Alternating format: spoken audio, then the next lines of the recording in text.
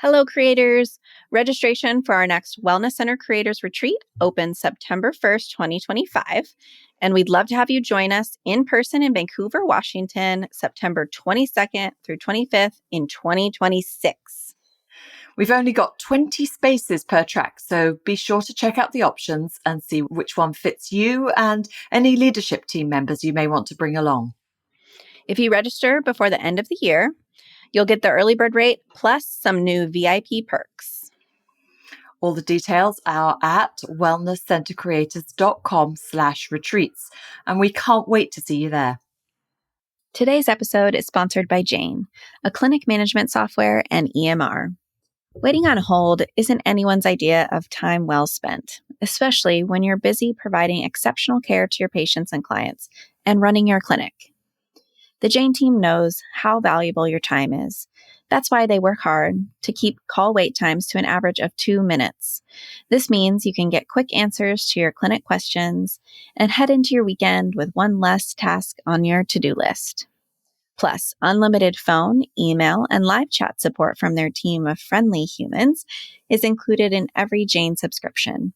So, no matter where you're at on your Jane journey, they're always there to lend a hand.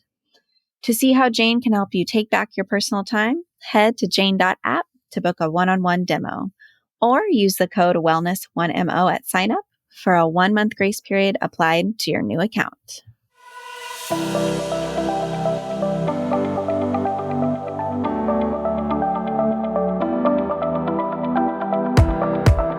Hi there, and welcome to the Wellness Center Creators Podcast. I'm Kendall Hagenson. And I'm Anna Rudell. We're thrilled to have you join us on this journey of creating innovative, patient-centered wellness centers. As experienced health and wellness providers, we've seen firsthand the challenges of delivering comprehensive, holistic care to our patients. That's why we created this podcast, to share the knowledge, strategies, and insights we've gained from our own experiences and from connecting with experts in the field. Each episode, we'll dive into a different aspect of building and growing a successful wellness center, from developing a strong multidisciplinary team to implementing cutting-edge technologies and treatment approaches. We'll also share practical tips, resources, and real-world examples to help you overcome common obstacles and streamline your processes. Our goal is to empower you with the tools and confidence you need to create a thriving wellness center that truly makes a difference in your patients' lives. So whether you're just starting out or looking to take your existing practice to the next level, you're in the right place. Get ready to learn, grow, and be inspired. Let's create something amazing together. Welcome to the Wellness Center Creators Podcast. Welcome back, everyone, to the Wellness Center Creators Podcast. Today on the show, Anna and I are going to put our hiring deal breakers to the test. We are going to talk about the things that over time we have felt are deal breakers to us in the hiring process and really test ourselves on, are we just getting old? Are we outdated? Or For sure. do these things still matter? Hi, Anna. Hi, Kendall. Yeah, hiring. We've both been through the ringer with hiring lately. Everyone, all the listeners, I'm sure, are in the same boat. Mm-hmm. And, we've been working together for a while and we know each other's stories of hiring. And I just felt like this might be a good topic for our audience because I also was questioning myself about some of my own deal breakers. And so I wanted to get your thoughts and kind of see, like, are we just living in the wrong generation, or should we stick to these boundaries, Well, it's an interesting question, isn't it, Kendall? I mean, so let me ask you a question. Hiring for a massage therapy position, is it a suit? Is it scrubs? Or is it a hoodie? So my opinion, it would be I would be so surprised if a massage therapist came in a suit. Yes. To an interview. It would feel very out of place. Not a hoodie, never a hoodie. And this is one I want to talk to you about today because I just had this happen with a different position. But it's a good point because the different modalities, I do have different expectations of what they come into the interview. What I value most is that someone has looked at our website, even briefly, and can understand the type of company we are. Mm-hmm. And they can see that every single massage therapist is wearing black scrubs and that they care enough that they show up in the interview in all black or scrubs or some color scrubs or a nice, sweater and some black pants and Got a closed-toed hoodie? shoes. So the hoodie is where this is mostly what brought up this topic for me was an interview I did recently for an internship position, and the candidate came in a hoodie. And the hoodie was clean. It was a nice, it wasn't like a ratty hoodie, right? It's like a Nike hoodie. It's in good shape. It's still a hoodie. And if you want a job, is there a job that you would interview for in a hoodie? No, but I'm over 50. I know, but I'm not. And I would never, for any job interview, wear a hoodie. Let me ask you this. If it were a branded hoodie, say, Mhm. of another place of employment, Mm-hmm. because I know you guys have hoodies, don't you, with your branding on? We have crew necks. Oh, you have. Oh, I'm wearing it today. I'm all for an athleisure outfit. I'm talking about a job interview, though. mm. It's a valid point. It's a valid point. Right? I don't know that yeah. And that's where I'm questioning myself. It's like, well, okay, they were wearing some black pants and a hoodie. But to me, what it says about our attire, right? Because it's not about needing expensive clothing or anything like that. It's about specifically choosing to show up to an opportunity and showing them that you care about it. And so to me, my assumption is, well, they don't care that much about it Mm-hmm. Mm-hmm. because what it feels like is a non-effort to me. Yes. I wonder though, is there the opportunity? Should we be saying somewhere in the documentation around the job ad, our expectation is that you show up to your interview in professional clothing? But this is where I feel like, have we given up as a society if we have to, which is it's for another day. That's a very deep question, Kendall. But do you know what I mean? That is a social construct agreement Mm-hmm. in No, our I agree. society, right? Mm-hmm. Mm-hmm. That job interviews are a time to dress professionally. But what it says most about to me, how people dress in an interview is simply how we can expect them to dress at work. Yes. So there are some times where it doesn't matter as much what they wear to the interview because their position requires them to wear scrubs that are provided by the company anyway. Fine.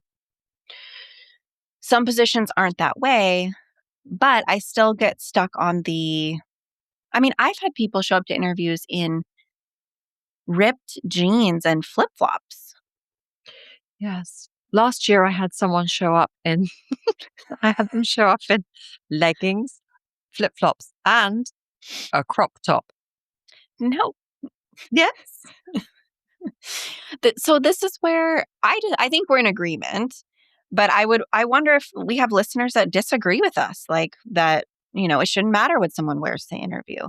I feel like it's a sign of respect to dress professionally. Like as someone who's interviewing the person, I dress professionally for that interview.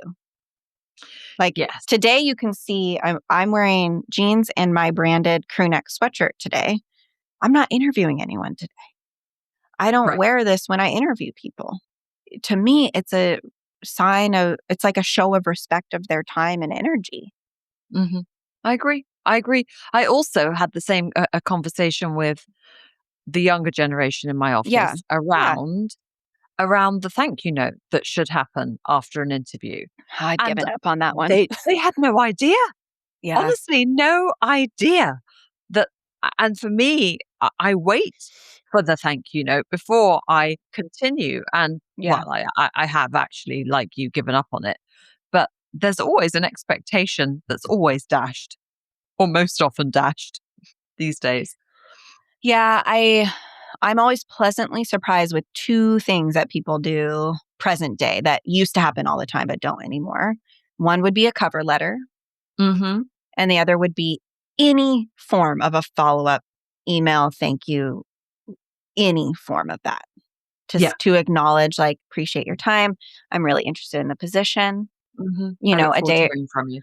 the next day or a couple of days after. It goes a long way with Mm-hmm. me as the person who's hiring. Mm-hmm. And those two things are very rare, few and far between present day.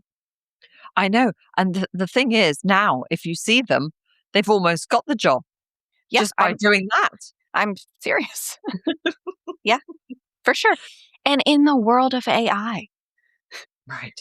It's not it's not hard. that hard to No. do the cover letter and the follow up, but also please edit it and make it sound like it's coming from you, because this is another issue Yes. that has become a deal breaker for me is Uh, the contrived AI preparation and follow up. And I had this experience recently where the person, they had all the things. They had, cover letter, the perfect resume, it looked great on paper, and then, really prepared for the interview, like maybe the most prepared in 10 years that I've experienced and they tell they were reading their, like, referring back to their prompts and reading some of their answers. And to me, like, I'm like, I love that. It's like you care enough that about this opportunity that you really wanted to prepare. So great. Excellent.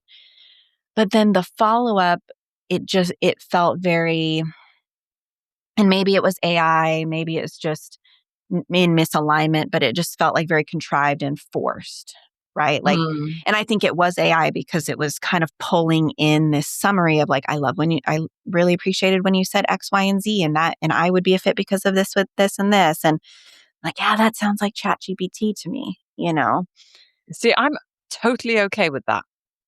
I'm totally okay with that. And you know why?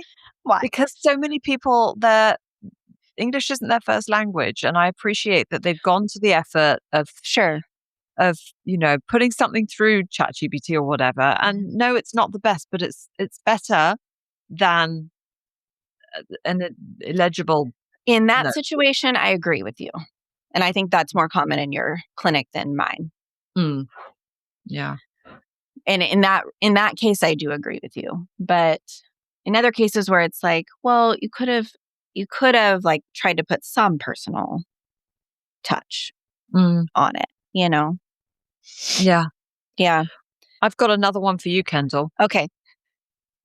Limp handshake. Oh,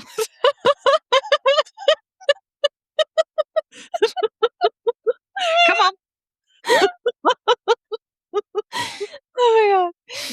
oh my God. You know, I'm I like a confident handshake. I do. I do. Oh my God, it's amazing. Um, I really feel like, what's the point of the limp handshake? Like, Don't why not? bother. Just don't Don't bother. bother. You know, like come in confidently. I think it's just a sign of confidence or not. So it does. I think I have a judgment about that probably in the moment. I agree. I absolutely have a judgment around it. In fact, that happened recently to me, Yeah. and I had to be talked back from the brink. I did. I Okay. almost stopped the interview, but Oh, yeah, because it was so off-putting to me. But the interview went well, and I really had to sit with myself and sit with my assumptions and really say, look, Anna, that's going to be the deal breaker, really? yeah. That's a big jump to make. Yeah. But it was Well, it but was it also visceral. depends on the position because let's say it's for massage therapy. Hmm. Then what would the assumption? I mean, you still would go forward potentially and do the practical and see, but then the assumption would be, well, how confident are they on the body? You know?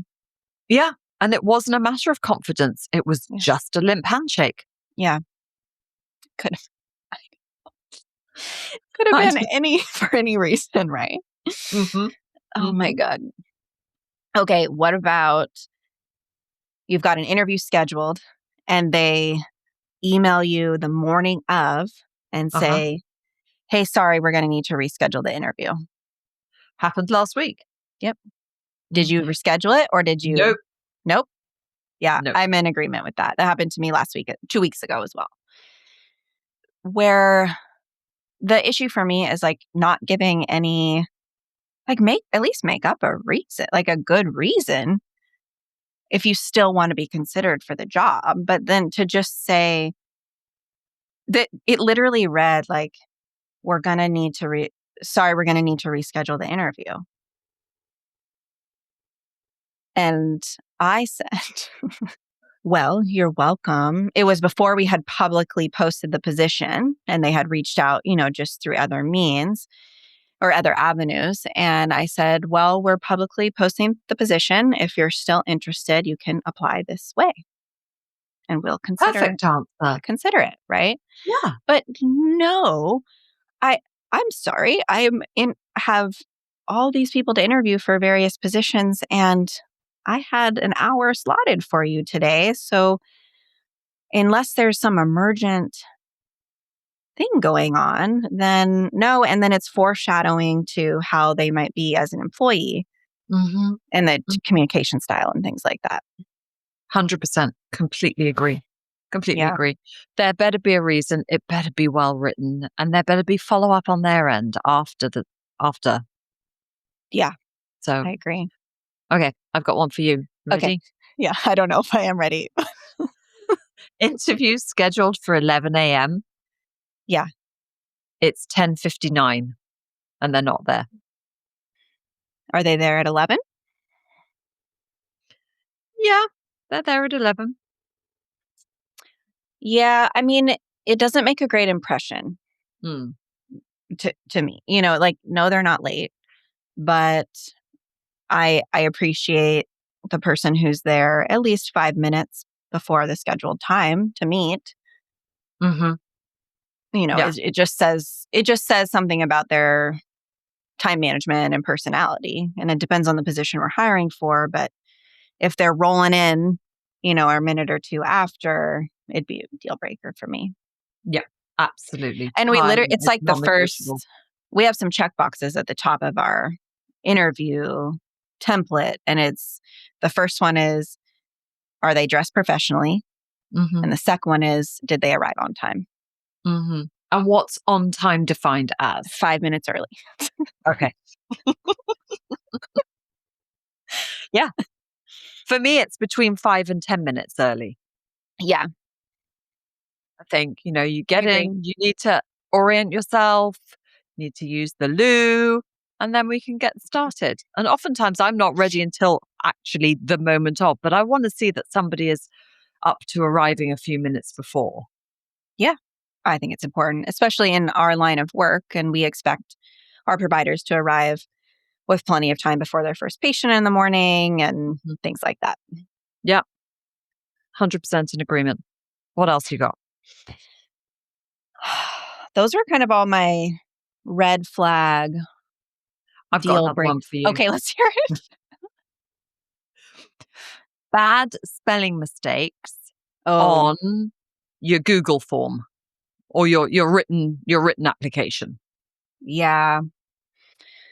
This one, I try to give people benefit of the doubt for what you described earlier of if English is not their first language, obviously we want to give some grace there. I think I put a lot of value in, no matter the position on our team, that people have attention to detail. Mm. And that if they're applying to work for us, I want people who really want to work here and that they care enough to review what they've written and correct mistakes where they can. Yeah. Yeah. What about you? It's definitely a flag for me. But then I always hold the possibility of dyslexia or some sort of neurodivergence up there as well. So I do definitely look through that lens just because I got a dyslexic kid. So I know, no, but yeah, I definitely think, let me keep an eye on this, and I will hold that through the entire interview for sure. Yeah, it's more of just like a peak, kind of like perking the interest of like, I'm going to have extra awareness of this as we go through the process and just make sure. It really docks points for people when they don't type our business name correctly or take time to look at the actual business name.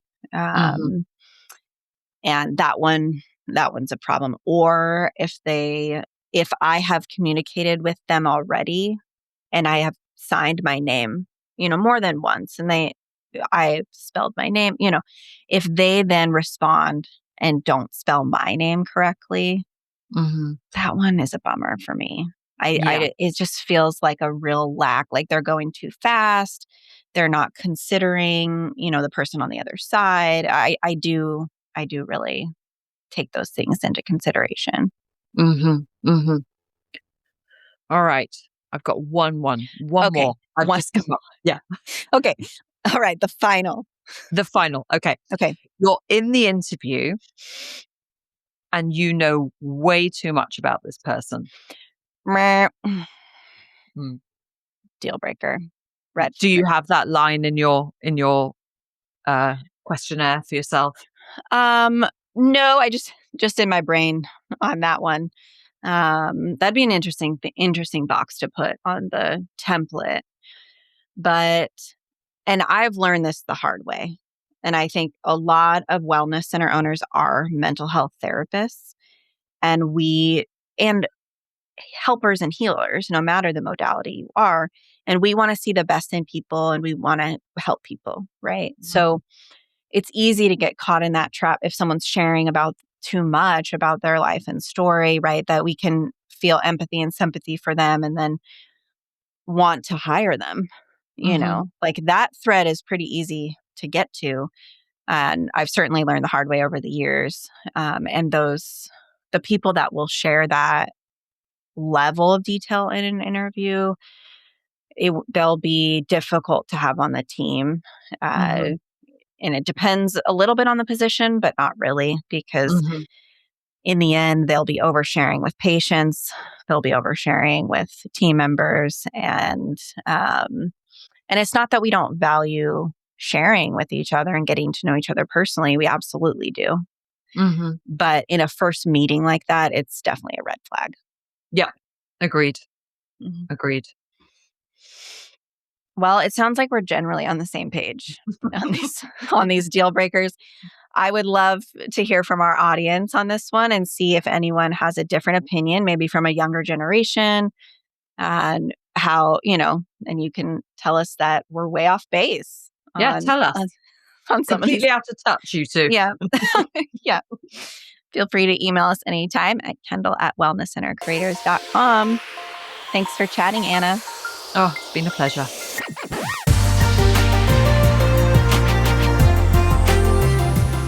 Thank you for tuning in to the Wellness Center Creators podcast. We hope you found this episode informative and valuable. If you enjoyed the show, please consider subscribing and leaving a rating and review. Your support helps us reach more health and wellness professionals like you. For additional resources, show notes, and more episodes, visit our website at wellnesscentercreators.com. We'd love to connect with you and hear your thoughts, experiences, and questions. Feel free to reach out to us through our website or social media channels. Once again, thank you for listening. We appreciate your dedication to providing exceptional patient care. Join us next time as we continue exploring the world of wellness center creation. Until then, take care and keep making a difference. Thanks for listening to the Wellness Center Creators podcast.